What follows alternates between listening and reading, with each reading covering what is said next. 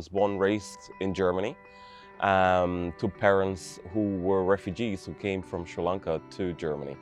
My father was a very important politician back in Sri Lanka, leader of the Thamil liberation movement against the oppression of the majority government in Sri Lanka. And when he moved in 1991 to Germany, my mom joined only in '82. I was born shortly after. I did all my education in Germany. I studied for undergrad in law in Bonn and Marburg.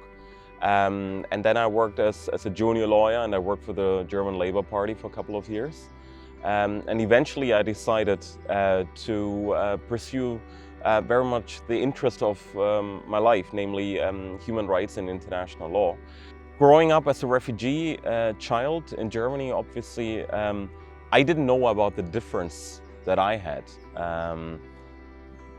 with others. I knew that I was non-white in a very white Germany at that time. Germany was not very multicultural as it is today in 2022. But my teachers welcomed me with open arms. They did everything that they could in order to make me feel home. And Germany is my home.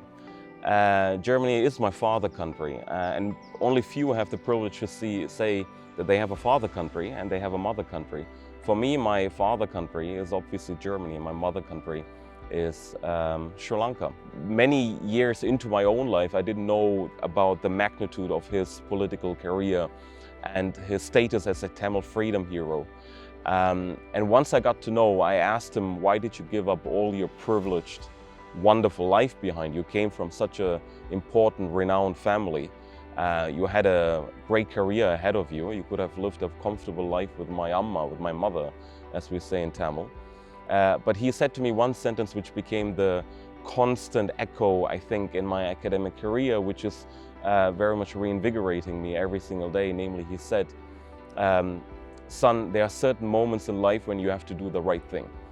And to do the right thing means to stand up against injustices. And I believe that has really informed my academic calling, my research, and my also teaching experience, because I want to instill in the students of tomorrow the sense of justice, and that they need to fight to give the people who are powerless, who are marginalized, a voice in a world that is building upon inequalities.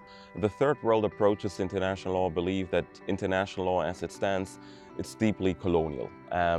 And it is building on old power relations that are very much rooted in colonialism. And because of those strong power relations, there are powerless countries, especially the formerly colonized countries, that don't have much to say in the world outside there.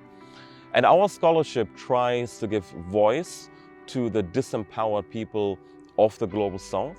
And we also want to empower the people and the governments of the third world in particular.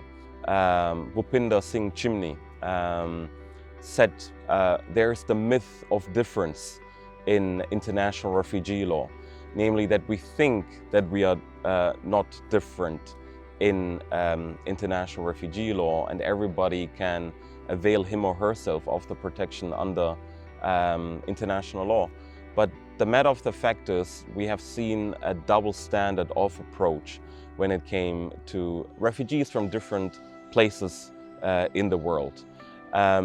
We saw that during the war in Syria, and we see this in the war in Ukraine. So the perception, first of all, has to change on refugees, who refugees are. Refugees can be everybody. So academic research is important, I believe, simply because it can showcase over a longer time current events that are happening in the world. An article that is called The Camp, which is reflecting politically, socioeconomically, and legally on the internment of migrants and refugees in Libya. You are discussing something to trigger critical reflection, and research should be that very hub, that very vehicle to trigger that critical reflection.